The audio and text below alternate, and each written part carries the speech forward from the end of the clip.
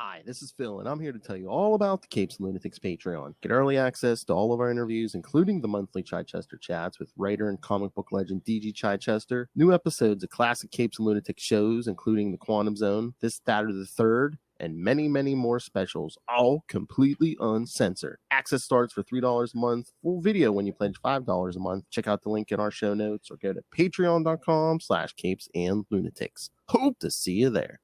This is Jam DeMatteis, and you are listening to the Capes and Lunatics podcast. In brightest day, in blackest nights, No evil shall escape my sight. but those who worship evil's might. beware my power. Green Lantern's light. Hello and welcome back to Sector 2814, the Green Lantern podcast. I am Phil. Joining me, as always, the master of the core. It is. I am Will. Hey, everyone. And we are back this time to talk the rest of Infinite Crisis 2 through 7, and the Rann-Thanagar special that takes place somewhere in there. More like Superboy's infinite murder spree, but whatever. Oh, I was gonna say, even if there's not a ton of Green Lantern stuff in here, I mean, we're doing a character study on a figure that we're gonna have to talk to for a while here. Will Superboy Prime? That's right. He's kind of important now. Punched his way to the big time. He did indeed. Who is he? Mike Tyson? All right. I did not get Green Lantern 2 yet, but it came out today. I'll pick it up tomorrow with the rest of my books. But all the reviews I'm seeing are still, seems like the quality is high still, of course. Jeremy Adams. Yep, absolutely. And from the preview pages, it looks like your theory is correct, that he formed a ring out of willpower. So, Okay. I mean, hopefully, again, I'll save judgment until I read the whole issue. And we were also correct that, yes, issue 3 is not coming until September because of Night Terrors, which we'll get Night Terrors 1 and 2, July and August, which I know when Lilith and I reviewed Flash 800, and they're like, oh, yeah, it's getting rebooted to a new #1 with a new team in September. I'm like, why do they wait till September? And I was like, because of Night Terrors. I'm like, oh, yeah. Two issues right out of the middle.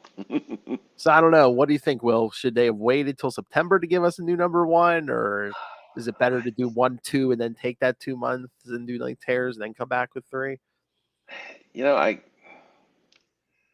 seems just like a publishing stunt because they're interrupting every book, right? I mean, they've done this before during the summer. What was that one? It was like one in, what was it, 2015? The one right before Rebirth. It was Convergence, I think. Was it Convergence? Oh yeah. Mm-hmm. Yeah.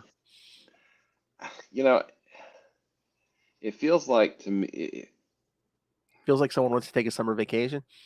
And it feels like they're going to interrupt momentum on the book, right? Everybody's book, it seems. Everybody's book, yeah. I mean, I get it. Why does this have to be? Why does this have to interrupt the normal publishing schedule? Can't it just also happen alongside of it? I mean, at least it's the same writer. It's Jeremy Adams still, so hopefully, tonally it'll seem to fit. Hopefully, because it is the same writer. And again, I mean, it seems like he has plans for Sinestro, and he is doing that Sinestro backup in Night Terror. So hopefully that just helps add to the regular ongoing. Hopefully, I don't know. It just seems like an interruption of a story that's barely started, right? Yeah. But of course, we don't know how much connective tissue there'll be between the regular series and this event before and then after the event. Yeah. I mean, hopefully there will be some continuity, and we know that Jeremy Adams likes continuity, so I'm sure it'll stand up to that. But it's not the book, Yeah, I mean, it's Jeremy Adams, so hopefully it'll feel kind of like issues 2.1 and 2.2. Hopefully, yeah. Fingers are crossed. Yes. Oh, I did go see Transformers: Rise of the Beasts on Sunday with Luca. Was it good? It was fun. It was a fun movie. Yeah. Awesome. Yeah. Optimus Primal, Optimus Prime. Optimus Prime, Optimus Primal. They were both there. Yeah. I remembered seeing RC Yes. in the previews. Yes. Cool. Very cool. And Mirage, voiced by Pete Davidson. Okay, cool. Very cool. Yeah. Oh, but check out my popcorn tin. The trailer. That's it. Very cool. The back, the top of the trailer opens up to put popcorn in, and then the cab, which is plastic, the top of that opens up, and you pour your drink in there. And instead of smokestacks, there's 2 holes, and you put your 2 straws in there. Okay.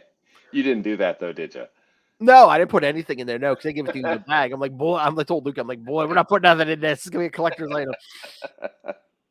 But I mean, it's decent. I mean, it's like the wheels turn and everything, and Very cool. he's actually playing with it a little bit when we got home. I'm like, nice.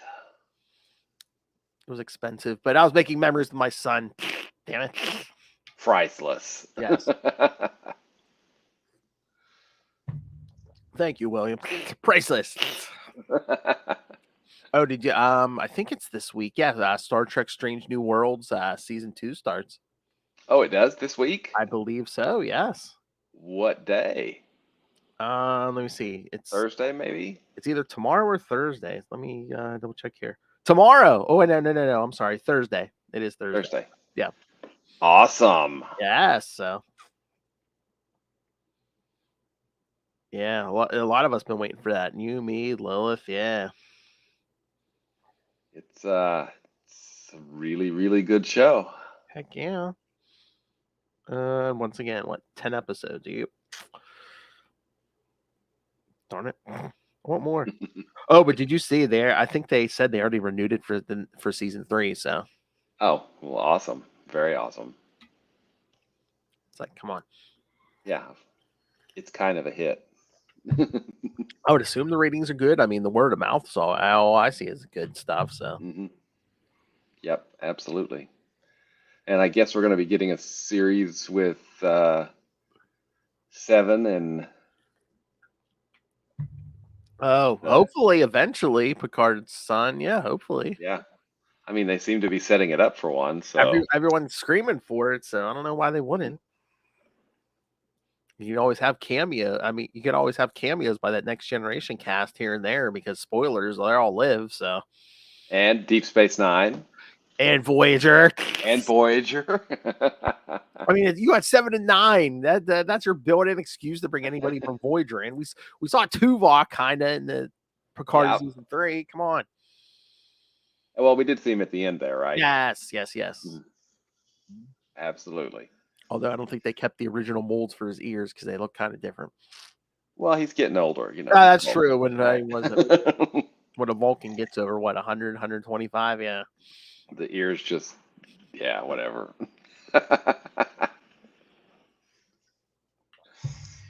Unless it's cosmetic surgery. Did he get a lobe lift or something? Maybe. All right, we got a lot of issues here. So should we get to these? Superboy's murder spree. Lots of events, lots of murder. Yes.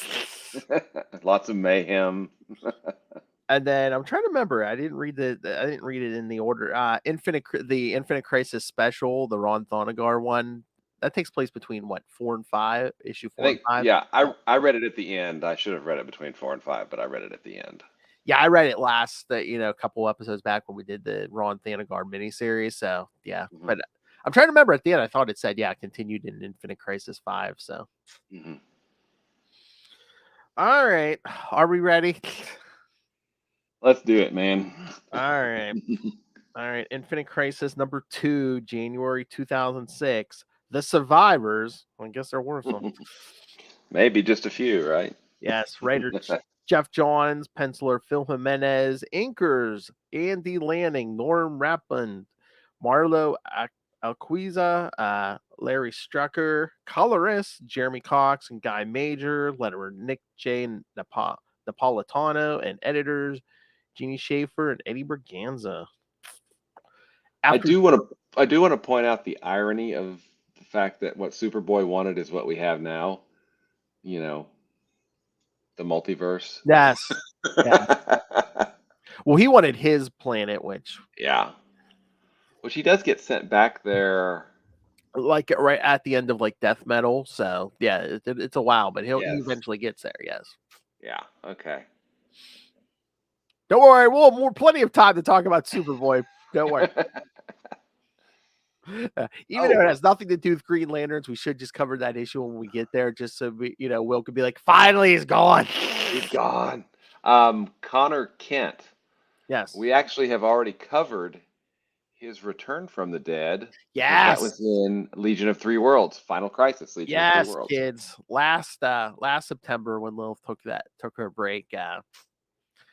Yes, we did. His return, and I mean he's still alive here, but Bart Allen's return to Resurrection also. Yeah, because he gets killed. I forgot that. Yes, he becomes the Flash after this. He has like, I don't know, was it 13 issues? 12 issue series. Yeah, it was a mini. He gets killed, yeah, and then they bring him back in that same mini series also. So yeah, how did they bring him back? I don't remember. Didn't they use the Speed Force or something, or like I think maybe, yeah, rod thing or something? Yeah. Yeah. All right. Yeah, this is like he's like spirit to enter the. I don't know. All right. After donning one of his old costumes, Buddy Baker joined several other heroes for a special summit on New Kronos. Also in attendance are Donna Troy, Cyborg, Bumblebee, Shift, Herald, Supergirl, Green Lantern, Alan Scott, Jade, Firestorm, and Red Tornado. They find the tormented Airwave, who appears to be receiving hundreds of broadcast symbols from ships participating in the Rann-Thanagar War. Isn't Airwave related to Hal? I think so, yeah. Isn't his name Hal Jordan as well? I thought so. Hold on, there's a link here. Yeah, it's Hal Jordan. I'll have to look him. Oh, he's another legacy character. The original was a Golden Age vigilante who fought during World War II. I'm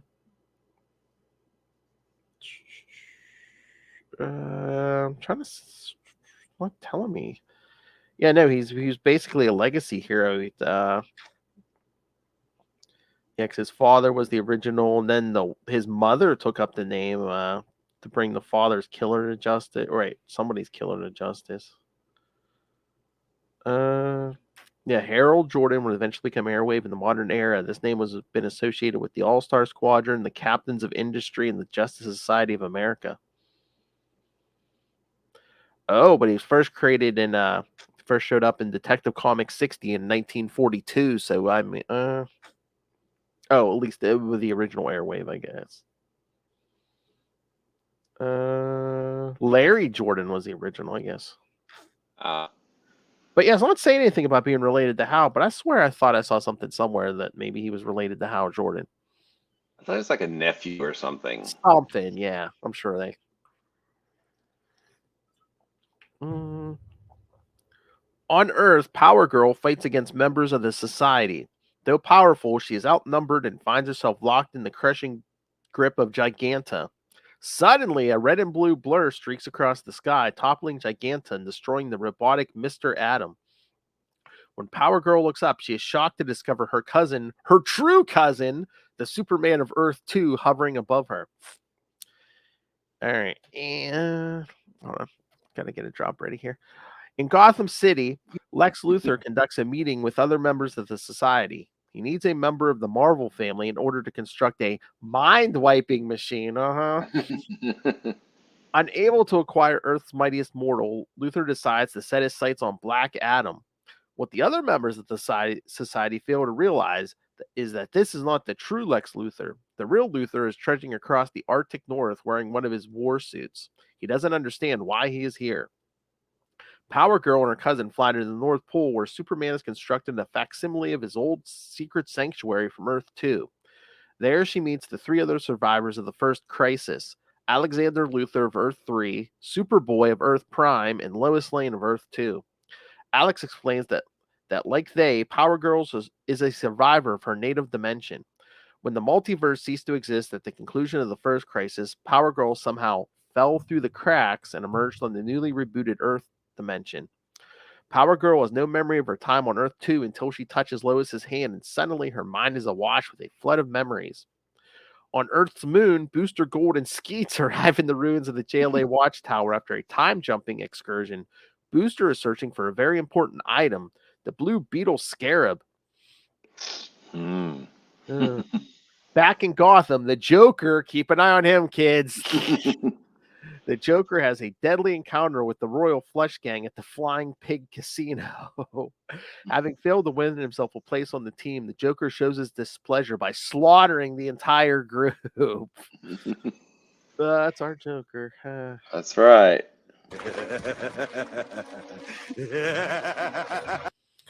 And next week I'll be able to give you my review of the Flash movie, kids.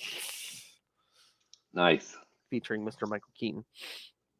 In the Batcave, Bruce Wayne, Batman, my favorite character. yes, Ray, makes contact with the rogue Brother Eye satellite. He tries to determine why Brother Eyes created the OMAX, but more importantly, where they are amassing. The current OMAX were deployed by the late Maxwell Lord and were designed to sanction rogue superheroes. Ironically, the hero that the OMAX are currently targeting is Maxwell Lord's killer, Wonder Woman.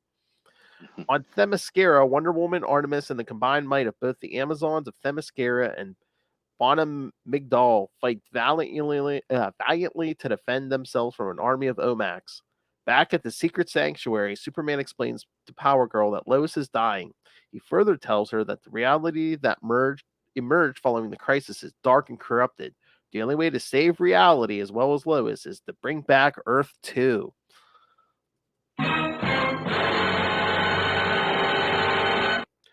Thoughts, William? Well, we start out bloody and we get bloodier.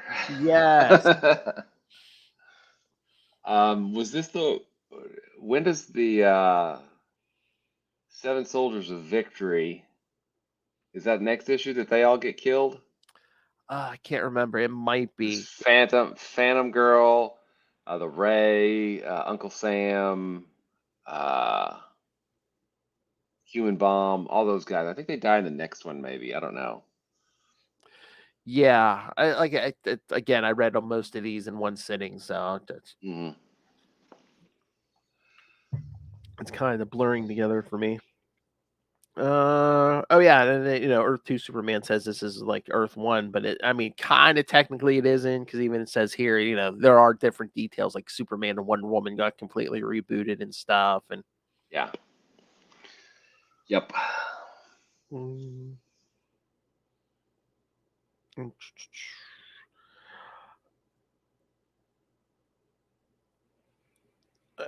Oh yeah, and then isn't this where we got when we were getting the history lesson? Didn't they mention Krona, and that's how the original multiverse came about? Yeah. Mm-hmm. We do get some more Green Lantern action toward the end of the series. Yes. Mm-hmm. Definitely. I love that. Oh, Joker body count equals 5.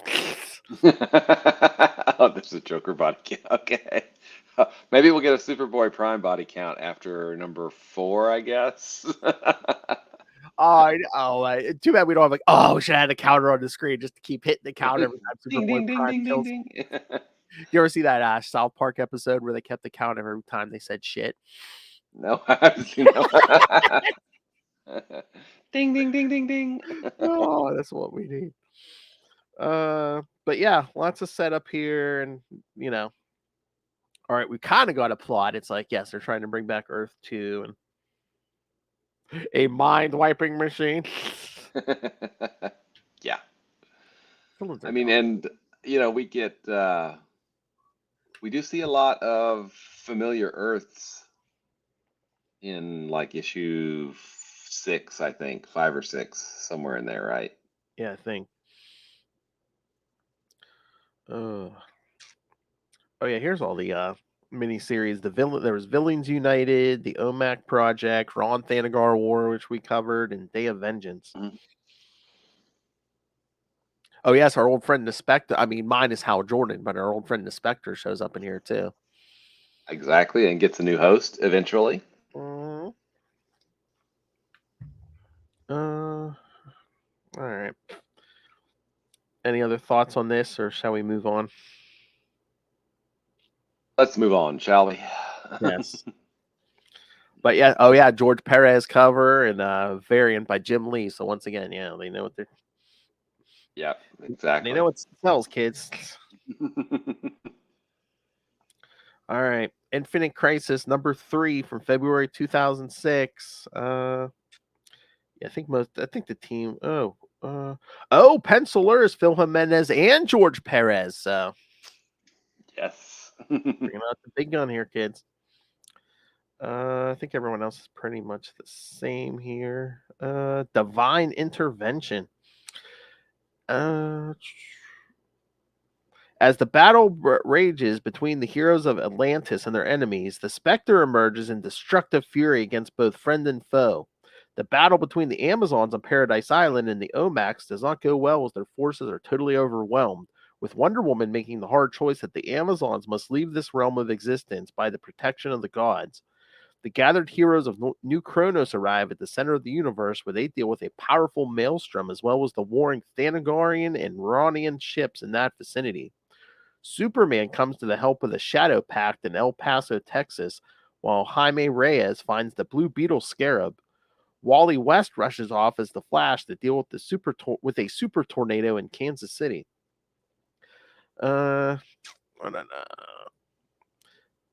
Batman, my favorite character. He's frustrated at his inability to stop Brother Eye from carrying out program Truth and Justice when Earth 2 Superman visits him, telling Batman that the Dark Knight he knew of Earth 2 was a man that lived past the death of his parents, allowing himself to love, marry, and have a child. Kal-El tries to reason with Batman that the best course of action is to allow his own reality to be replaced with that of Earth 2, which he believed held more promise than the one Batman knew. Unfortunately, Batman questioned whether that reality's Dick Grayson was a better version of his own, and so attempted to use Lex Luthor's kryptonite ring on Kal-El to no effect, only for Kal-El to burn off Batman's finger with his heat vision. Always give him the Nightwing test, kids. That's right, the Nightwing test. Lex Luthor discovers his doppelganger's hideout and confronts him, only to be overpowered by both his opponent's intellect and his power. Fortunately, Lex Luthor manages to destroy a computer in the hideout, exposing the doppelganger as Alexander Luthor using a holographic projection over himself. Then Superboy Prime sneaks up from behind and rips Lex Luthor's battlesuit off him, then is ordered by Alexander Luthor to dispose of him. However, Lex Luthor teleports himself away before Superboy's heat vision touches him. Power Girl takes some time away from visiting Lois Lane Kent to think of whether she would be willing to help restore to the reality that Kal-El and his wife once knew, and re-enters the hideout with her answer when she notices a giant machine with part of the Anti-Monitor's corpse attached to it. That's not foreboding at all. That's not that's a freaky memory wiping machine. She notices that several superheroes are also attached to the machine unconscious, which included the Martian Manhunter, who was last seen at the JLA watchtower on the moon. Power Girl flies up to where J'onn J'onzz is located and asks if he is okay when she is attacked from behind. It is Superboy Prime and Alexander Luthor who did this, with Superboy Prime saying that he knew she would never help them, and Alexander saying that she will help them whether she wants to or not. In the Batcave, Batman plays back what his black box has recorded about the intruder posing as Superman, who has infiltrated the watchtower, destroyed it, and made off with Martian Manhunter. The evidence reveals that, of course, it was Superboy Prime who did it. I think that's the subtitle of this episode. What did Superboy Prime do? He also moved a planet, we'll find out later. Yes. Busy boy. Busy boy. All right, Will, thoughts? The train's still moving and it's getting faster. Yep. Yep. Yep, Alexander Luthor's been posing as Lex. A certain Jaime Reyes has found a blue scarab. So yeah, first appearance of him is in this issue. I believe Or so. yeah. And his first appearance as the Blue Beetle, I think, is in issue 4, maybe, or 5. It's either 4 or 5, yeah. So Hmm. yeah, kids. I mean, these issues may even go up in price because there is a Blue Beetle movie coming in August, I believe. So That's right. Which is less than 2 months from now. yep, When we're recording. yes, yeah. I can't remember. I can't remember when in August it is, but yes, I did remember seeing a trailer. It is August. So, of course, we get a lot of we get some Batman stuff. Of course, I think we're contractually obligated to get Batman stuff. Batman, my favorite character. And the Power Girl stuff. All right. And not a ton of Green Lantern in this stuff, but we're getting closer. We're getting there. We're getting there. Yes. All right. Anything else on this one, William? Nope. I think we're good. This is probably the issue with the lowest body count. But stay Yeah, tuned. we're getting ready to ramp up on that. Oh yeah. All right. Infinite Crisis number 4, March 2006. Homecoming. Oh man, 3 pencilers this time. Phil Jimenez, George Perez, and Ivan Reyes. All right, now inkers. We have 1, 2, 3, 4, 5, 6, 7 inkers. Okay. Claire Albert, Mark Campos, Drew Garashi, Andrew Lanning, Andy Lanning, Jimmy Palmiotti, Larry Stucker, and George Perez. So Wow. Okay, cool. yes. This one might have been under a little bit of a deadline Maybe. gun, perhaps. I can see that. After Alexander Luthor and Superboy Prime watched the Brotherhood of Evil drop Chemo like a bomb on top of Bloodhaven to destroy it. Oh, we're going to talk about this.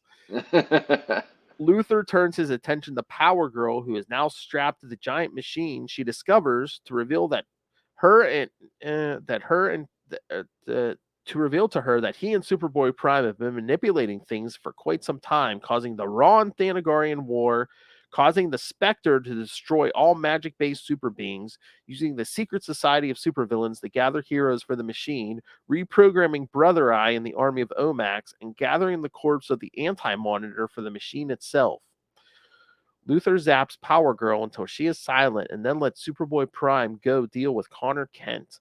So where were the Anti-Monitor's core? Was it just floating in space or something? Or was it in the antimatter universe? I'm just like...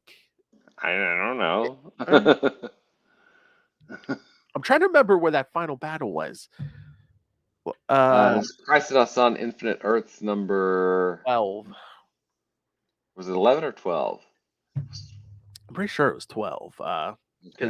that's when they go in, Superboy Prime and Superman of Earth 2, and they all go into that crystal thing. Yeah. I thought. Well, I know originally he was in the antimatter universe, but I can't remember if that's where the final battle was. Because the the multiverse gets destroyed supposedly, and there's one universe, but they're like, oh, the Anti-Monitor is still around. Mm-hmm. Let's see. Let's see.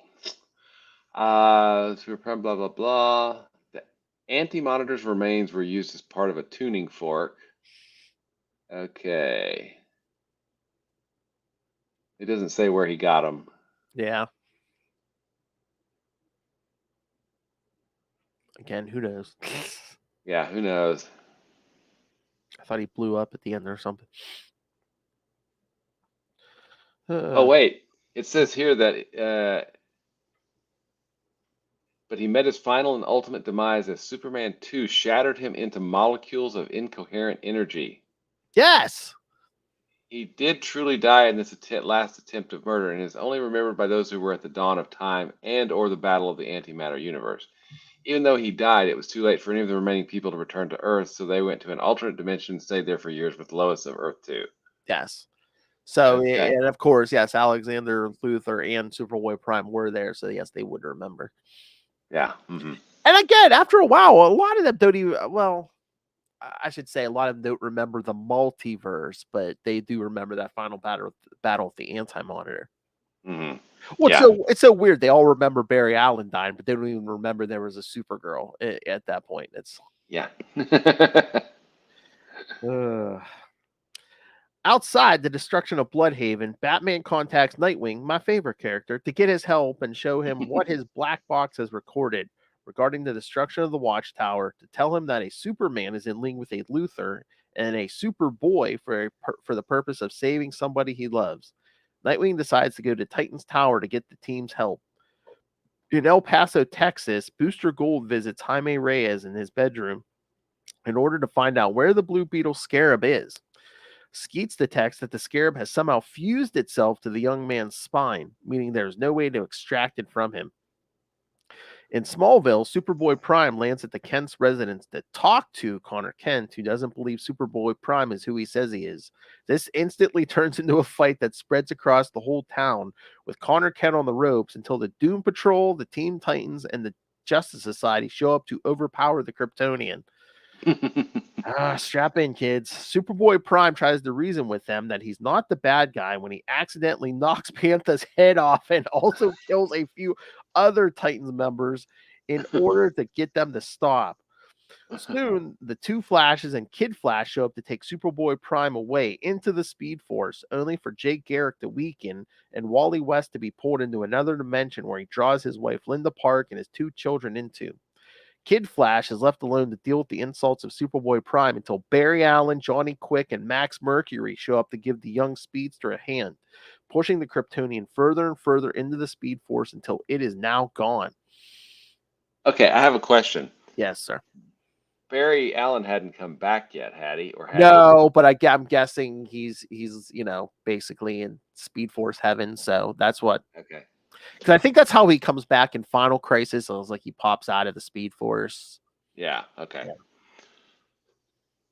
Yeah. Again, the original thing was that before the creation of the Speed Force, supposedly he after Crisis went back in time and became the lightning bolt that hit him and gave him his powers. Yeah. But then after we create the Speed Force, it's he's he's basically in speedster heaven. So I also, when we get to this point, want to talk. Well, okay, so Wally goes to Speed Force heaven, I guess, with Linda and the twins. Bart gets a book after this that lasts for about a year. Yes. And then Final Crisis happens, and we get Barry back. But when does Wally come back? Well, Wally comes back a little bit before Barry comes back. Like they restart Wally's series and it gets, I forget, is it like a year or something before Barry comes back even, I think. Okay. I think because what's weird because Bart gets killed and Wally comes back not too long after. Mm-hmm. And he finds out that, it was what was it? Who was his name? Inertia, Bart's evil twin or clone or whatever.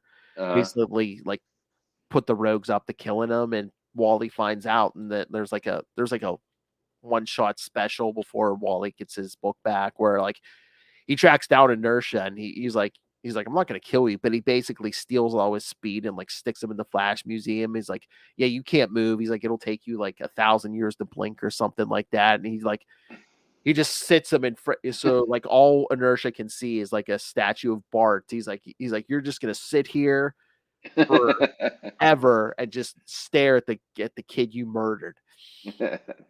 Wow, that's hardcore. Yeah, because that's the thing. I believe when Wally gets his book back, that's when Mark Waid returns once again to write Wally. Oh, wow, it's been a long time. Yeah, because the kids kind of get aged up because they're not infants. That's the first time you really get Wally and Linda and the kids. Gotcha. Oh, speaking of, when are you going to get this last book so you can read Jeremy's run? I think I have them. I had to get the variant cover of one issue, which I want to get the normal cover because whatever. But I think I've got them all, so I should be able to read them when I have some time now. Should be pretty cool. I know we were talking about doing legacy episodes, but if you wanted in September, we could do a couple episodes on Jeremy's Flash. Maybe we can Jeremy back. Be like, hey, let's talk some Flash. We're going to talk some Flash. I don't know, man. We can do that if you want to. We still have time, right? Yes, sir. All right, so in Gotham City, Crispus Allen wakes up in the morgue with his body now in stitches when the Spectre finds himself drawn towards Allen's body, imprisoned there by his master, pleading for his mercy. In outer space, at the center of the universe, Airwave is disintegrated and Firestorm finds himself divided as the combined energies of Jason Rush and Mick Wong are spent. Yes, kids. Is at this point, Jason Rush is the second Firestorm, and he can like bond with pretty much anybody.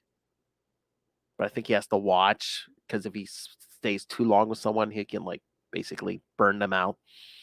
Oh, that's okay. That explains what happens then. Yes. Yes. As the giant machine, as Kal-El comforts his wife, Lois Lane Kent by her bedside, and the army of Momax now surround the machine as it emerges to the surface. Alexander Luthor gets Psycho Pirate, yes, he's back, to make Black Adam call upon the name of Shazam, which then energizes the machine with its lightning bolt. Luthor floats near the maw of the Anti-Monitor's corpse as he concentrates himself on the task of fixing everything. The heroes in the center of the universe see giant hands appear in the heart of the maelstrom. The heroes gathered in the twin cities of Central and Keystone notice that Keystone City, along with a good deal of the Justice Society members, vanish with Titans member Flamebird. Soon, where there was only one Earth, there are now two floating side by side with each other. As Kal-El and Lois Lane Kent vanish from the cavern, they find themselves appearing before the glittering Daily Star Tower in the heart of a restored metropolis that they once knew. Kal-El tells his wife that they are now home on Earth 2. Like it or not like this story, kids, Jeff Johns really puts a lot of balls in it, spins a lot of plates, There's a lot going on here. Yes. Well, I guess if you're rebooting the restarting the multiverse. Exactly. So yeah, I'm guessing that they bombed Bloodhaven, which because Dan DiDio had an original plan to kill Dick Grayson in the Infinite Crisis, and I guess a bunch of, I don't know who tackled him and was like, "No, you don't do that. There will be blood on you. There will be blood." But again, I don't know why even if Dick Grayson had died, why you had to bomb Bloodhaven? Up the body count. Because it's so weird. Like the first like arc of 1 year later in Nightwing's book, it's written so weird because I guess the original plan was like Dick Grayson was going to die and Jason Todd was going to take over the Nightwing identity. Oh. Yeah, and even like the Outsiders book at the time, it's so weird because like Dick Grayson's getting in Superman's face at one point, and it's like it don't make sense, but it's like if it's it was supposed to be Jason Todd, it makes a whole hell of a lot more sense. Gotcha. Okay, and then finally the ship gets righted, right? Yeah. Oh yeah. But but the bombing of Bloodhaven was definitely an editorial decision because that had they showed that in like the Nightwing book 2 right before Infinite Crisis, and like Kristen and I talked to Devin Grayson a few years ago. She was like, yeah, no, that was not my decision. So Gotcha.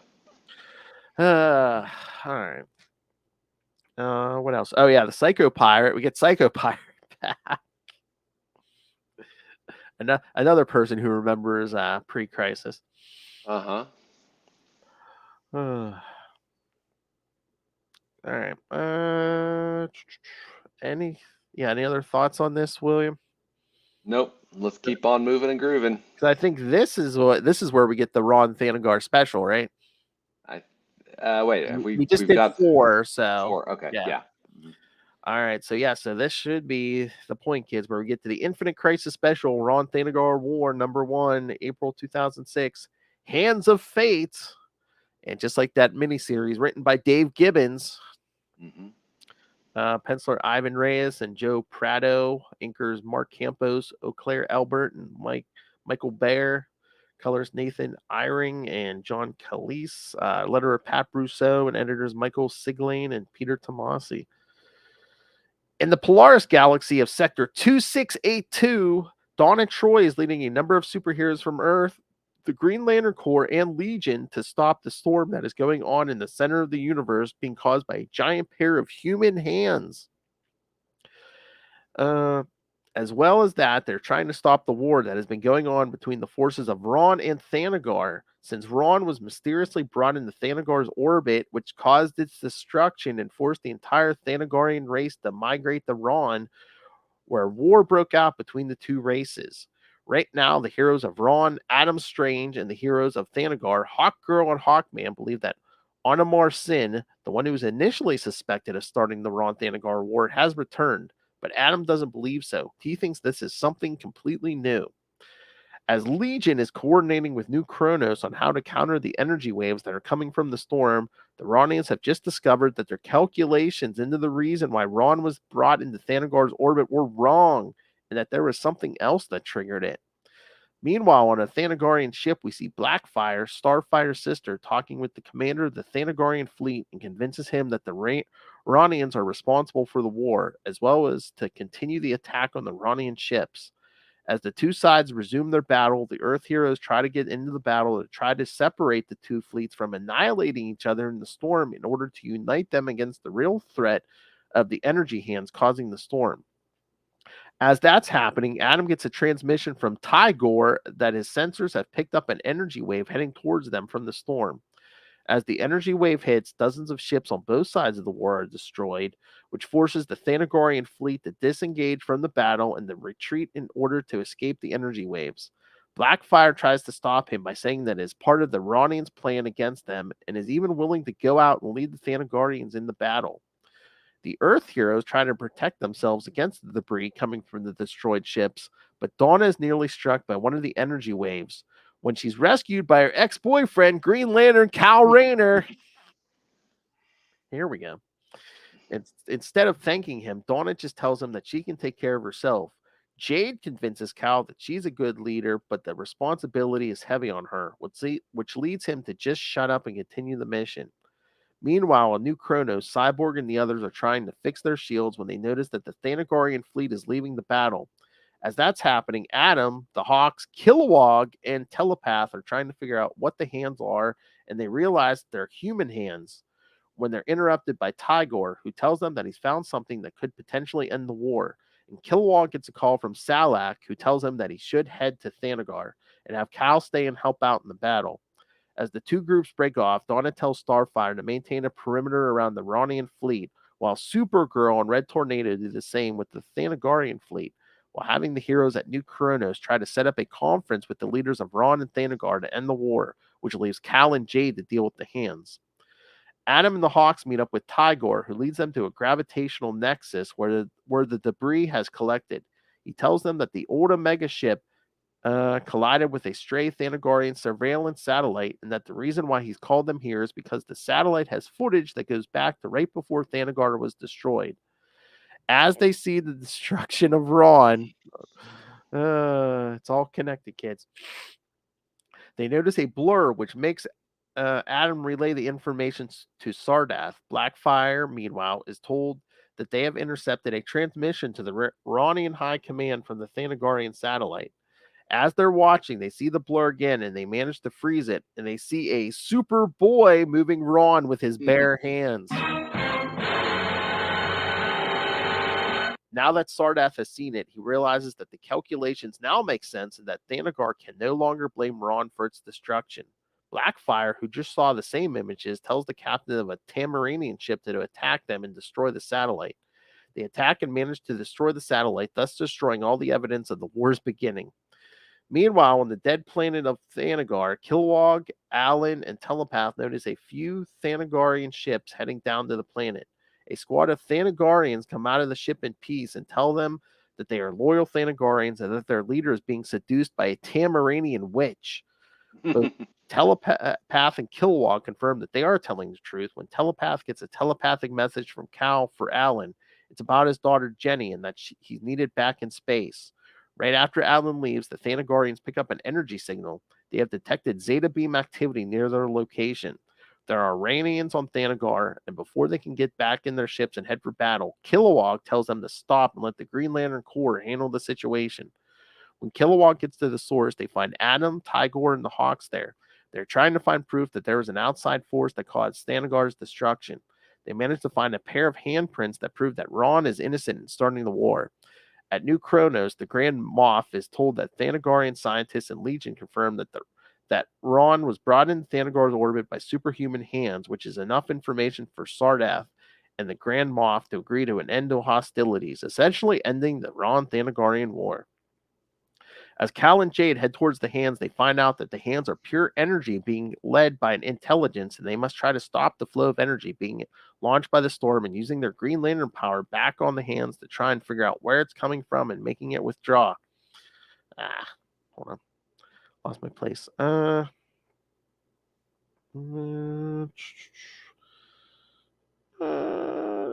Just before they're about to attack, Jen is struck by the energy and dies in her father's arms. But before she does, she gives the green energy that Cal gave her before back to him, which causes his powers to increase. And once again, he starts going by the name of Ion. All is not as it appears, kids. So does that mean that Ion was actually in Jade?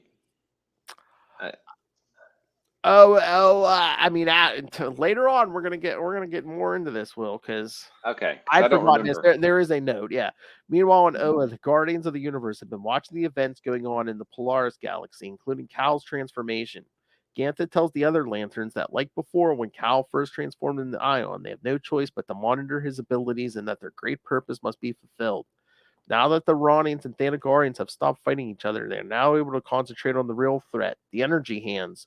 New Cronus tells the forces they are picking up a new energy wave building up. Donna is coordinating the forces into the attack, but she's not leading the forces anymore. It's Cal Rayner, once again known simply as Ion. Yeah, I'd forgotten about this, but spoilers, kids. Where is this? Yeah. Beginning from this issue, Cal Rayner begins going by the name of Ion once again. After releasing the Ion powers to recharge the Green Lantern Central Battery on Oa, this identity will continue until it is revealed that Ion is actually not Cal Rayner, but the sentient embodiment of willpower at the beginning of the Sinestro Corps War. Gotcha. So does that mean Ion was in Jade then? Again, it's gonna be like, a fragment, and maybe Cal had a fragment, and I mean, again, he tinkered with that ring, so maybe there was a piece of Ion in his ring. I don't know. I guess we'll find out. Yes. Or not, depending. Well, we'll see what happens in the Sinestro Corps War. All right, thoughts? We did get some Green Lanterns this time. We got a bunch of Green Lanterns this time. Got a bunch of Green Lanterns. Jade dying was kind of pointless, I thought, but yeah, I know. Were they? I don't know. Was it just we need someone that we need casualties, or was it just we already have Alan, who's technically he's kind of a Green Lantern, but technically not. You know, it's were they just like we have too many people floating around with Green Lantern powers who aren't Green Lanterns? I don't know. Could have made her a member of the Corps. Come on. Yeah, exactly. Didn't even have to give her a ring. Now, does Adam Strange disappear at the end of this? I can't remember. What in this issue? Yeah. I can't remember. I'm not sure. Anyway, we can. Yeah. There's a lot going on in Infinite Crisis. Yes. All right. Keep going. Let's keep going. Plow through it. We got this. Yes. Infinite Crisis number 5, April 2006. The title Faith. As a group of superheroes left on what's now called Earth 1 gathered together for a memorial service, and the group of heroes that has been transplanted to the newly restored Earth 2 now wonder where they are, Kal-El briefly rejoices that he has saved his wife, Lois Lane Kent, until she collapses, the rest of her life force being ebbed away from her. Mournful, Kal-El screams, which attracts the attention of Kal-El, who flies over to Earth 2 to try comforting his elder counterpart. Kal-El attacks Kal-El, blaming him for the death of his wife, while Alexander Luthor watches from his earth-splitting machine, knowing all the while that Lois Lane Kent wasn't going to survive. Meanwhile, Wonder Woman of New Earth tries to stop a riot taking place, with citizens fleeing in fear of her being a known killer, when her Earth 2 counterpart intervenes, taking her to Earth 2 to try reasoning with both Supermen. The Earth 2 Wonder Woman also tries to tell her younger counterpart that her mission is over and that she needs to start acting human. As Earth 2 Wonder Woman and her invisible jet vanish into nothingness, New Earth Wonder Woman appears before a devastated metropolis on Earth 2. Seeing that that it's the fight between the two Supermen that's destroying it. She lassos Kal-El in order to get him to stop fighting and listen to reason, but Kal-El is still pointing the finger at her, Kal-El and New Earth Batman, for their failing to create a perfect Earth, to which Kal-El answers that a perfect Earth doesn't need a Superman. It is there that Kal-El stops fighting and instead flies over to where the body of his dead wife is to hold her one last time. In the Batcave, Booster Gold enters with Jaime Reyes, introducing him to the Dark Knight as the new Blue Beetle, even getting him to transform into that identity to prove it. Batman then brings Booster and Beetle to where the Bug is parked, to a small gathering of heroes selected for taking on Brother Eye. In outer space, in the center of the universe, Firestorm reforms again, this time with Professor Stein as the guiding partner. Because Professor Stein was out in space with the Firestorm Elemental, so Yeah. At the Earth splitting machine, Alexander Luthor uses Brother Eye to direct a beam of energy toward Kal-El, who screams as he is now being used to create multitudes of parallel Earths, which now pull other superheroes originally native to those worlds away from Earth 1. Nightwing watches from Titan's Tower, empty of all its heroes, as they are called to attend other matters. As the multiple Earths appear in the sky, some of which are exploding, Connor Kent, who is now restored from his encounter with Superboy Prime, shows up to help Nightwing take down Alexander Luthor and his Earth-splitting machine, with a crystal given to him by his father, Lex Luthor, that shows where the machine is located. In Japan, the Flash shows up to warn Dr. Light that Superboy Prime has escaped and is now coming.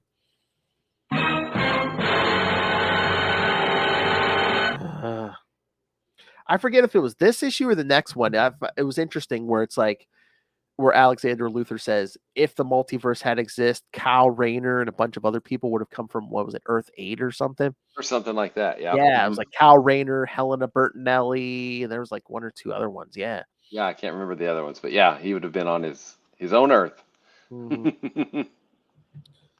So that would be so had there been a multiverse, would there not have been an Emerald Twilight then, maybe?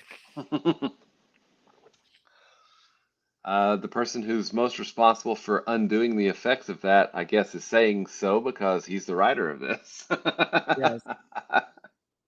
And of course, again, as we do many, many times, we get an homage to Action Comics #1's cover when Earth 2 Superman hurts Earth 1 Superman with that car. Because, oh, wait a minute. I didn't do the credits. Oh, yeah. Because this one, the pencils this time were by Phil Jimenez, Ivan Reyes, and Jerry Ordway. Because didn't he do the Earth 2? So, like, when they're still on Earth 2, at least some of it. I know, like, that Superman fight, he did some of that, so. Yeah, and he was also, I think, the original inker on Crisis. Original Crisis on Infinite Earths. George Perez. I think he'd pencil some of the Earth 2 stuff too. Was it All-Star Squadron maybe or something? Yeah. So or maybe Infinity Inc. too. Oh, maybe. Yeah. So that's a callback. Definitely. All right. Anything on this or keep going? Let's keep moving. Was like, get me out of here. All right. Infinite Crisis. Wait. I'm just gonna pop up here. Number 6. Open. All right. Infinite Crisis #6, May 2006. Touchdown. Several heroes band together aboard a spaceborne version of Blue Beetle's Bug. Accompanying them is Jaime Reyes, the new Blue Beetle. They are en route to destroy the Brother Eye satellite. As they approach, dozens of Omacs soar outward, attacking them. On Earth 2, the younger Superman consoles with the Earth 2 Superman over the death of his wife, Lois Lane. New Earth Wonder Woman appears as well and convinces them to rejoin the fight. The older Superman realizes that he has been acting irrationally, and it is time to once again be a hero. He also knows that he must stop this new multiverse from expanding, or else it will end up destroying itself. Across countless parallel worlds, scores of superheroes deal with the cosmic upheaval with the multiple replicating Earths. Alexander Luthor uses his abilities to mix and match varying realities, but his efforts to create a perfect reality all end in failure. He even tries to merge Earth 2 and Earth 3 together, which makes Donna Troy realize that he is going to kill Superman and Wonder Woman. To prevent this, her team of heroes at the center of the universe fire at Luthor's hands, causing him to lose his right index finger and to distract him long enough to save Wonder Woman and the two Supermen. On Earth 1, many of the world's mystic characters gather at Stonehenge and summon the Spectre.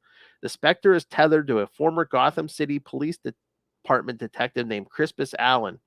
The Phantom Stranger begs the Spectre's aid, but the Spectre is more concerned with fulfilling his obligations of vengeance.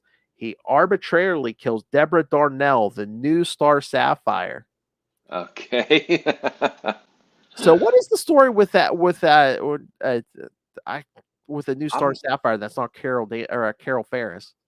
I'm not sure. I was kind of wondering about that myself. I know they mentioned it. I think, was it the JLA book around this time? But I was like, when was there? I'm like, I guess I didn't read that. But how was there a different Star Sapphire?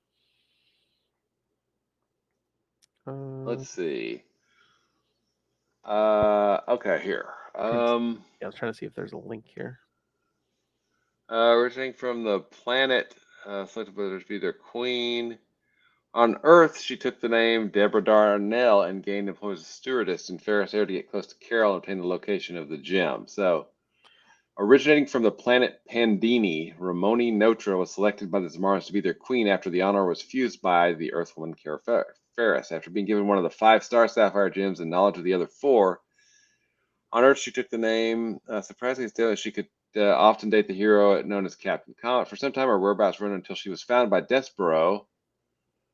Deborah had slipped into a coma after being mind-wiped by Justice League member Zatanna. Apparently she was doing that at this point.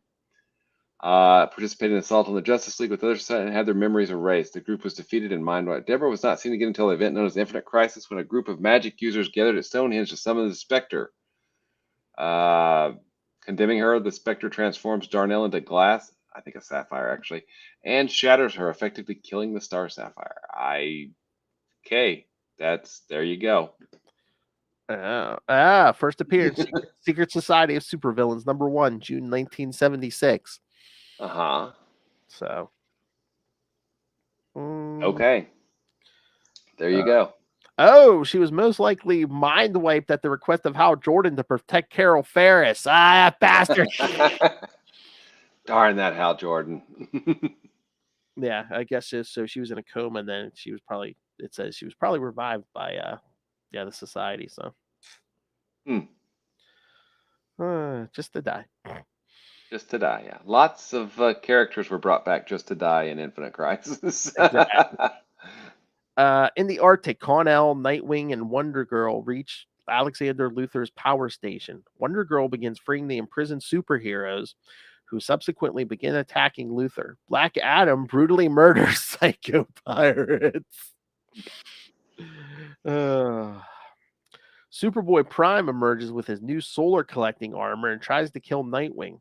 Con-El intercepts him, and the two renew their battle. Con-El succeeds in repelling Superboy Prime and destroying the tower, but sacrifices his own life in the process.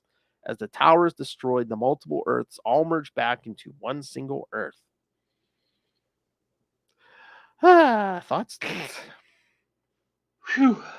And we get Connor back.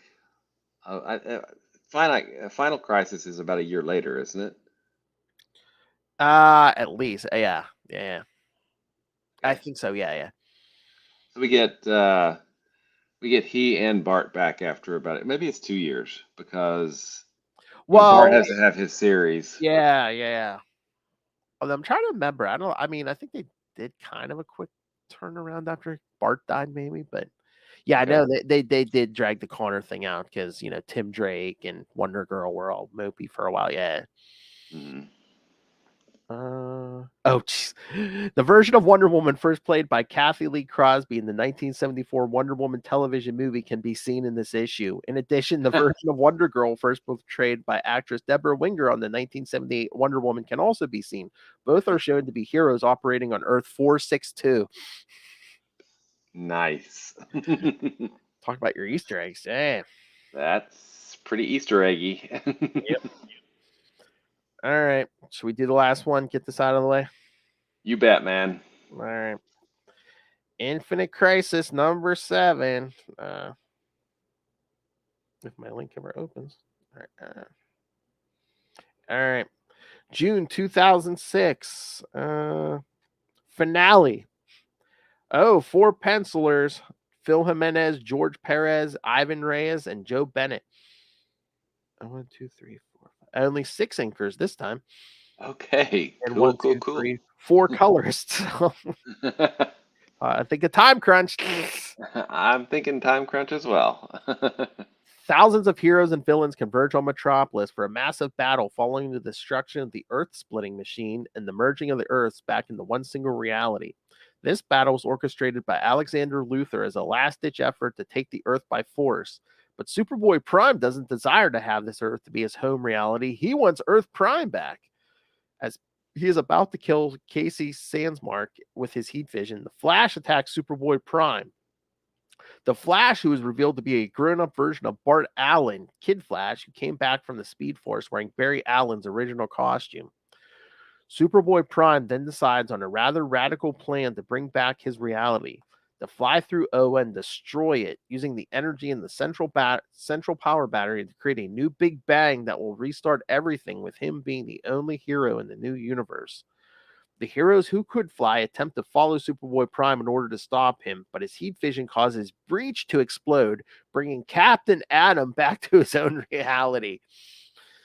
Kal-El tries one last time to reason with Prime, but he refuses and takes off with both Supermen, Power Girl, Martian Manhunter, and Green Lantern's Hal Jordan and John Stewart in pursuit. With Superboy Prime flying faster than even Kal-El or Kal-El can match, Hal Jordan sends a warning to the rest of the Green Lantern Corps. Meanwhile, Batman, Nightwing, and Tim Drake take down Deathstroke together when Alexander Luthor attacks Nightwing with the last of his power, saying that Nightwing has ruined everything and damned his Earth. As Tim tends the Nightwing, Batman goes after Alexander with a gun, ready to shoot him when Wonder Woman intervenes, symbolically breaking her sword and saying Luthor is not worth killing. Batman relents, tossing the gun away and avoiding a crumbling building as it falls upon Alexander. He finds out that Nightwing will be fine. As Superboy Prime races toward Oa, he is slowed down by a 300-mile thick wall of pure green energy generated by the power rings of the Green Lantern Corps, who engage him in battle, with Guy Gardner taking the lead. Superboy Prime kills a handful of Green Lanterns and is almost ready to kill Guy when Hal Jordan intervenes.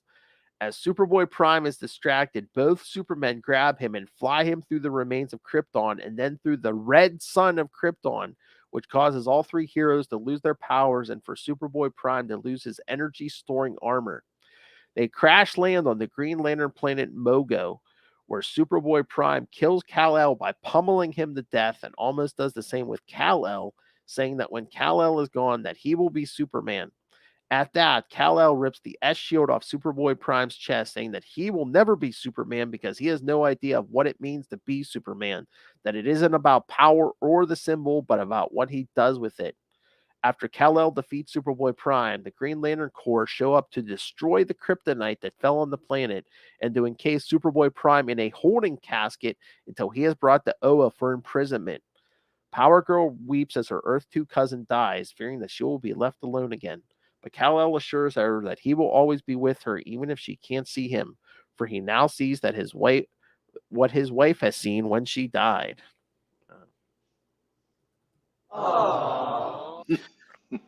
As the heroes return to Earth to mourn for their dead, Superman, Batman, and Wonder Woman find themselves needing time to recover, not just physically, but also spiritually as heroes.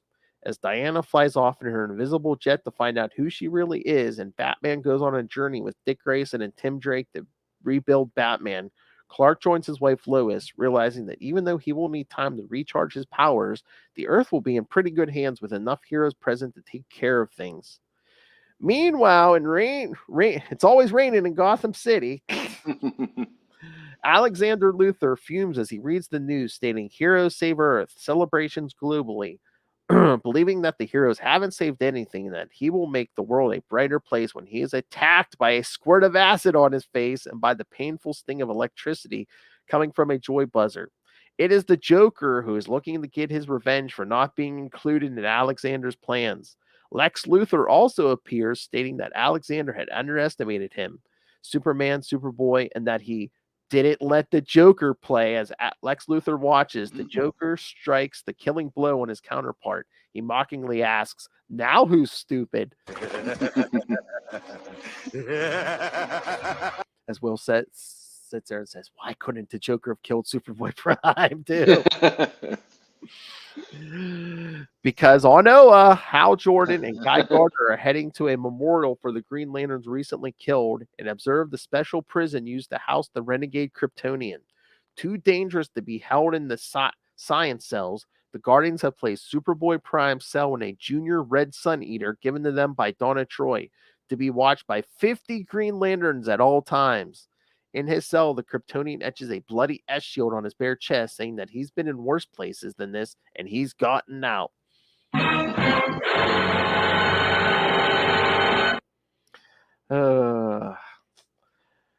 Oh yeah. A bunch of the What a ride. Yeah. A bunch of the metahumans who got created during Bloodlines get killed in this issue. Yes. Oh yes, Nightblade is one of them. Yes. Which is, showed up in the Green Lantern annual. Yes. Ballistic, Geist, Mongrel, Nightblade, and Razor Sharp. Yep. Mhm. All right. Yep. Lots. So, yes, we're stuck with Superboy. Okay, I mean, I get they want to keep using Superboy Prime, but I mean, with his body count and how dangerous the conditions they have to imprison him, why don't they just kill him? I mean, yeah. If you need Guardians, if he's too dangerous to even keep in a science cell, and you have to have 50 Green Lanterns guarding him at all times, I think he's worthy for the death penalty, don't you? yeah, and what does it take to get the death penalty, right? I And he was mean, about to destroy the entire universe. mhm. Once I again, mean, that central power battery with a big target. They should make it look like a target because that's well, and okay, even if he's okay, let's say you don't want to kill him, just find some freaking black, gold, silver, red kryptonite maybe to remove his powers permanently. again, it depends on what continuity it is, which color Yeah, kryptonite does what, but it's just remove his powers. I mean, the Guardians are smart. although remember, like they tried to hit him with the green kryptonite. Wasn't he like, oh yeah, this ain't my universe? That kryptonite don't work. Some kryptonite might not work on him. Well, if they could, I mean, if they know what universe, okay, he vibrates at this wavelength or whatever, Maybe, yeah. then yeah, I mean, you'd think that the Guardians would be smart enough to say, yeah, we could just remove his powers permanently, and then we'll put him in a science cell, and there you go. Except that would alleviate a lot of his additional craziness because he did rip some of the dude's arm off in issue number 4, I believe. After he Oh punched their head yeah, off. yeah. What's it? Was it Risk? Yeah, the new the Titan, the Teen Titan. Yeah. Yeah.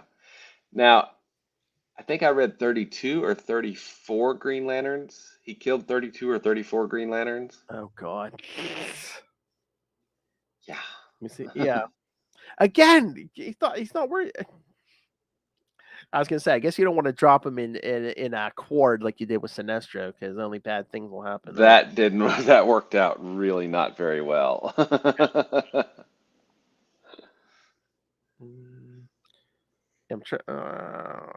I'm trying to see if it says who died. It has a list of the Green Lantern core members, but it doesn't. I don't know if it says who died though. Let's see.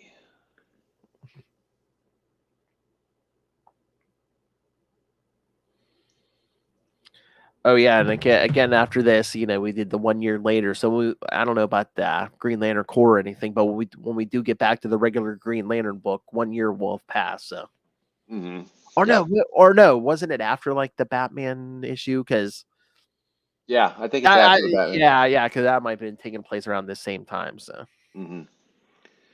so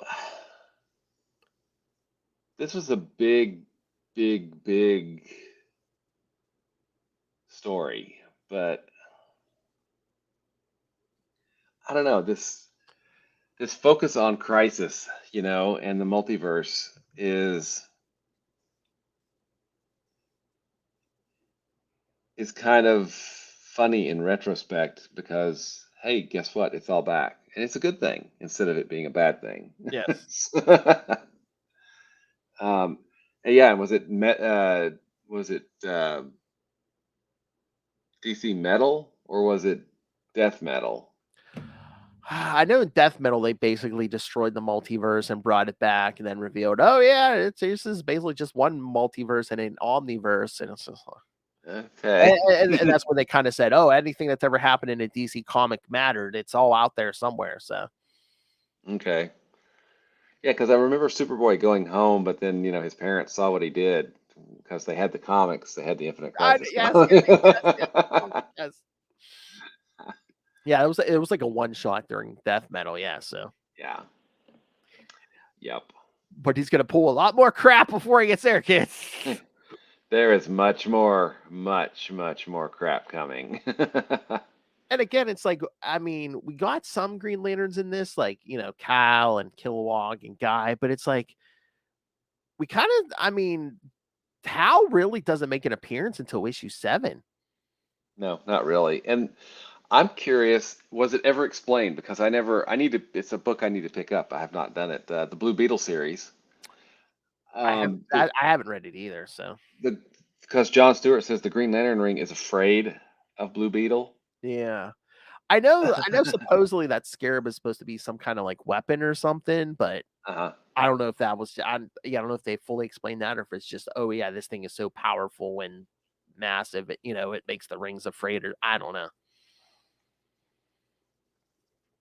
Because I think they even say that in the trailer for that movie where it's like, oh yeah, it's a weapon. And See if I can find out anything. but yeah, I found it. I mean, again, it was Jeff Johns writing Infinite Crisis. So I don't know why Hal wasn't front and center, especially since they just brought him back like 6-8 months before this. Yeah, I know. So, oh, here we go. Here's a link.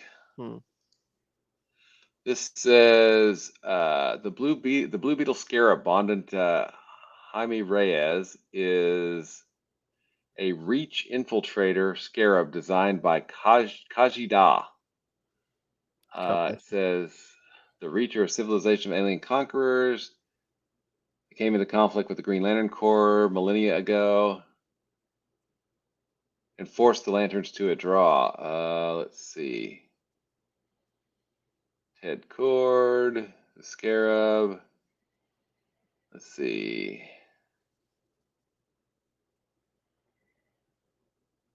Oh, okay. Okay, cool. I guess there's lots of interesting stuff there. Okay. Superboy Prime also killed Killer Moth and Major Disaster. Uh-huh. Looker. Oh, here we go. Here's some. Green Lantern of Sector 885 is mentioned, frozen and then smashed to pieces by Superboy. I think he killed 32 total, not 34. So that one and then 31 others. Yeah, I'm looking at the list. Besides the one mentioned, 31 other Green Lanterns were also killed by Superboy Prime. Yep, that's Superboy Prime. And again, he'll be back, kids. He's coming back. Sinestro Corps War. Oh, Solomon Grundy don't even count. He always comes back. Yeah, it's like it's part of his whole shtick, man. Yeah. Amazo. Black Adam ripped his head off, but again, he's a robot. That's fine. Wait a second. It all says the Trigger Twins got gunned down. Who gunned down? I forget who gunned down the Trigger Twins. I don't remember. Some of the Society, I think. It's like in the first issue or second issue. Yeah. Lady Spellbinder. Peacemaker. Got shot by Prometheus, bro. Psycho Pirate. Yeah. Like I said, Wildebeest. Yeah. Lots of very murdery at places. Very murdery in places. It seems like we're trying to clean up some stuff here. Yeah. Well, I've always been of the opinion that, stuff doesn't need to be cleaned up. Just don't refer No. to it. Just don't refer to it. Or like certain characters, it's like just don't. Yeah. And it this does have one of the tropes that really annoys me, especially as a Quasar fan. Don't just bring a character back to kill them. Yes. If they haven't been seen in 10 years, don't bring them back and just say, "Oh, hey, I know that there are fans of this character out here. Murder, murder, murder." I mean, it was All right, here. All right, controversial take time. All right, you and I both love Mark Grunwald and his work. Mhm. The Scourge Massacre from Captain America 319. Did we need that? I mean, brought back like 20, D-list feel like villains that just gun them down. I feel like that was a little bit different because they weren't heroes; they were villains, so they didn't have True, their own true. books. Yeah. But Eternity Sentry did not have his own book. That was a grave injustice. it's a crime, I tell you.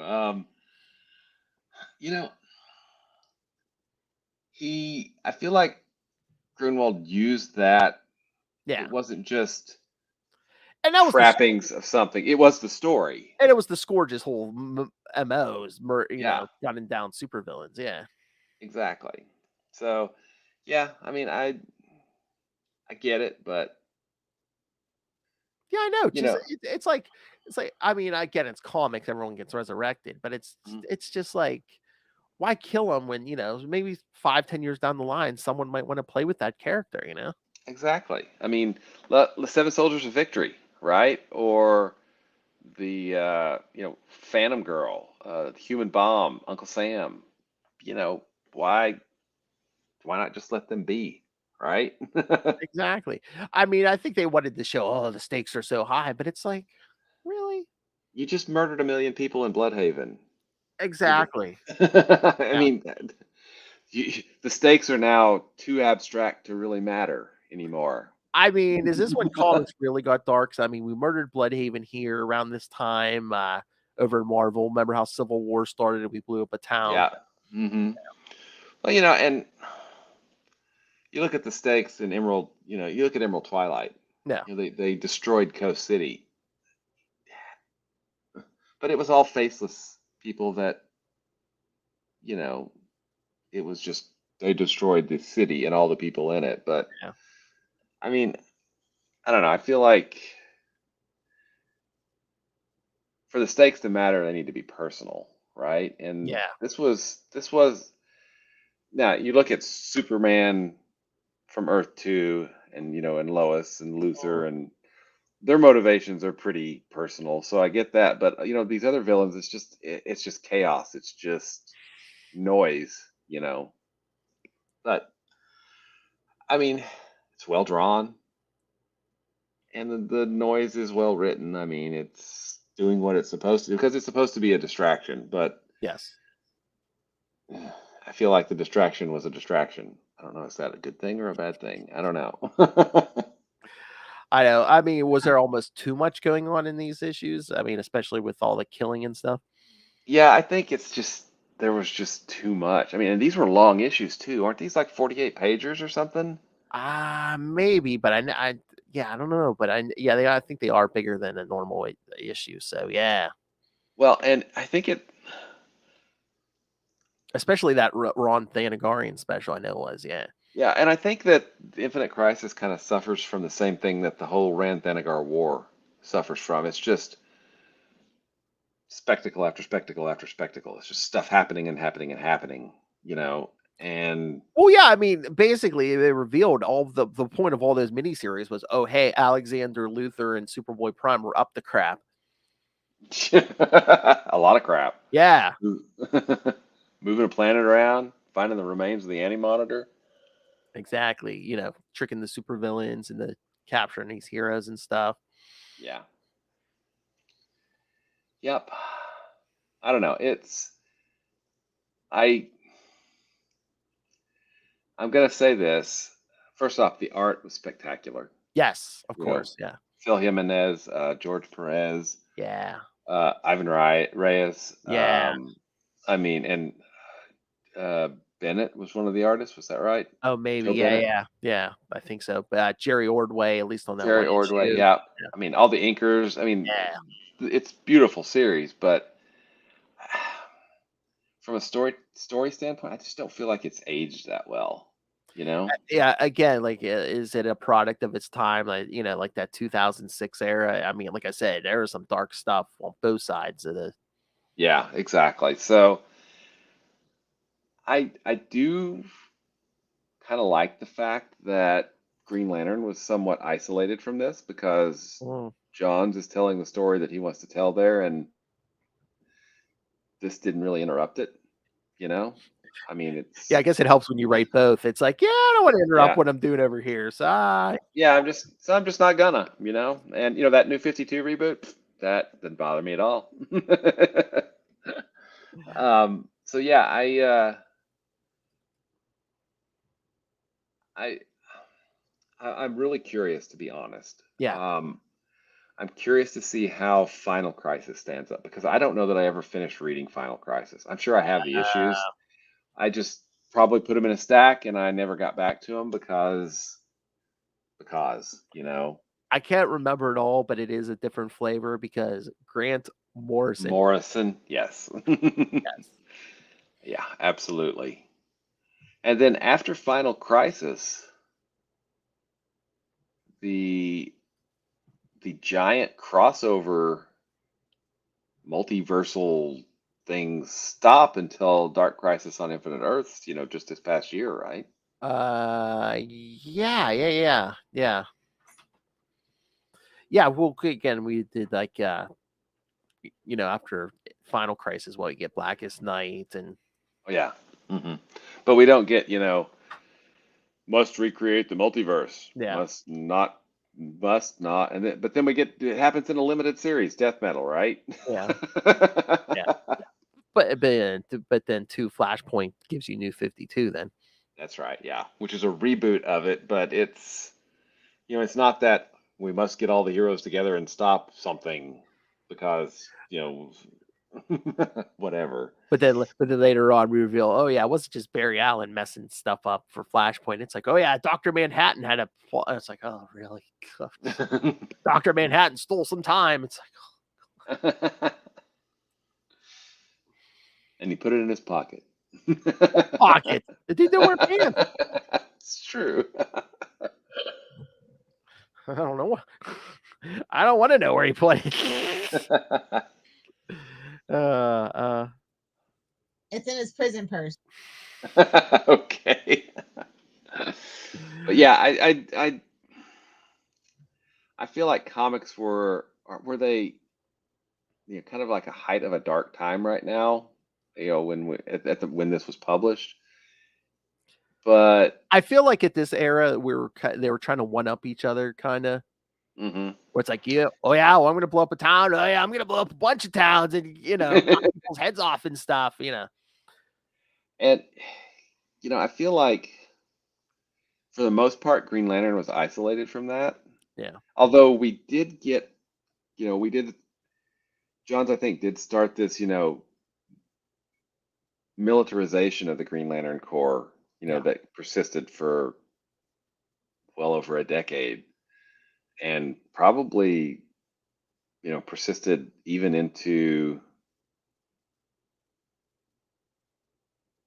maybe to the end of like Rebirth, of the DC Rebirth, not Green Lantern Rebirth, because then Grant Morrison came along and was doing Silver Age police procedural type things and crazy things in that run that they did. But then the Jeff Thorne run, it wasn't really military. It was more, I don't know. I still don't know a lot about that run. I still don't know how. Well, they were kind of in disarray most of that series, because Attack, and then half of them don't have rings for most of that series. So, yep.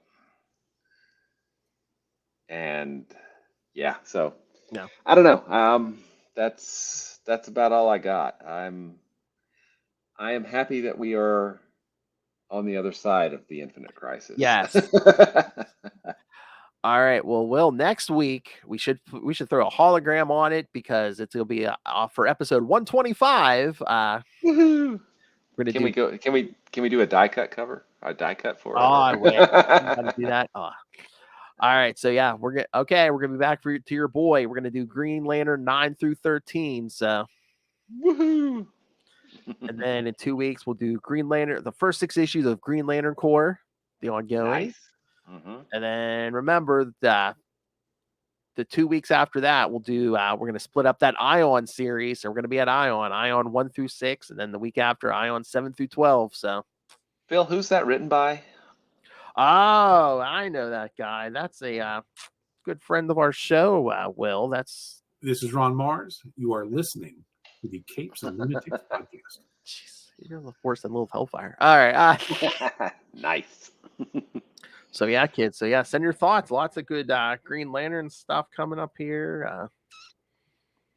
Again, by the end of the year, we're gonna get some big stuff here. Sinestro Core War. Like I said, we're pretty much gonna be wrapping up the year with. We're gonna be like either starting or in the middle of Blackest Night at the end of the year. Although, if we want to take a break to do something special, the last episode of the year is going to be episode 150. Will so.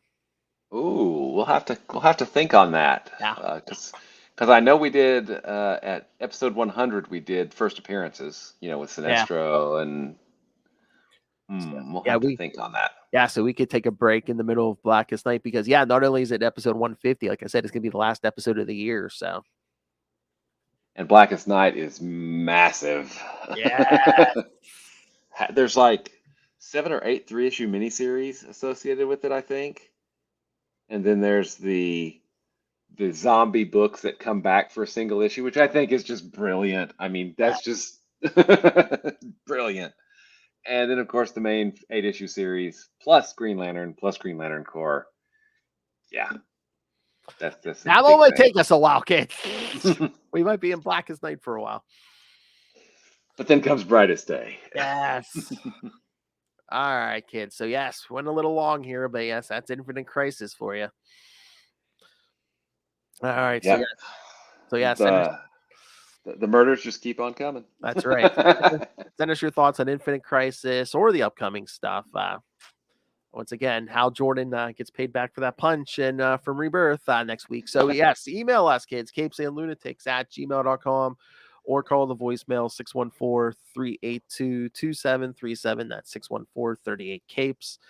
And remember, you can find all things Capes and Lunatics, episodes, social media, merchandise, the Patreon. Please subscribe to the Patreon.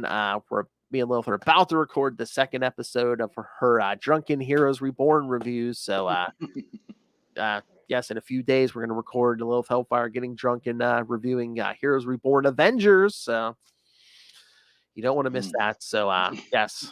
So, find everything at tubespace.io/Capes and Lunatics Podcast Network. That's tubespace.io/Capes and Lunatics Podcast Network.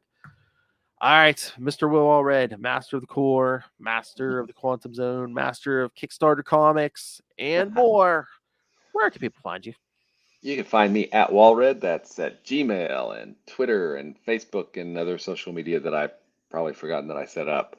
If you want to check out the comics that I write and create, you can look at Crossover Division at crossoverdivision.com. We just funded the hardcover for that and are working on getting it all laid out and everything to send to the printer. So there's going to be a cool oversized hardcover coming very soon, which I'm very happy about. If you want to check out Diary of Night, you can do that at diaryofnight.com. And like Phil says, I'm not the only podcaster that he's not the only podcaster that I annoy on a weekly basis. That honor also goes to Kevin Joseph, the writer of Tart. We get together every Friday night and in a little podcast called Explain Yourself, where we bring on crowdfunding comics creators and look at their crowdfunding projects that are live to try to bring more, eyeballs to indie comics. So that's a lot of fun. And finally, you obviously have great taste because you're here listening to us, which means you love Quasar probably almost as much as we do. So if you want to find out more about Quasar, you can do that at the Quantum Zone, quantumzone.org. I'll put it in my navel. Hey, boys, you look at the party. I love the party. And again, if you want to listen to the Quantum Zone, every episode is on the easiest way to find it. Every episode, we have a playlist on our YouTube channel. So, yeah, just we got glass. I am Daughter- God. Daughter-in-law made that for me. Yeah. Seems like I'm getting a package every other day. At least lest you forget, kids. I, of course, love Hal Jordan. Of course. All right. Thank you for joining us again. Next week, Green Lantern 9 through 13. And I'll have my review of Green Lantern number 2. Nice. And the Flash movie. Yeah, whatever. Green Lantern number 2 is what I'm interested in. I was going to say, I don't think they're going to put Ryan Reynolds' Green Lantern in there. I heard there's cameos, but I don't think that's going to happen. Yeah. They want to forget that one.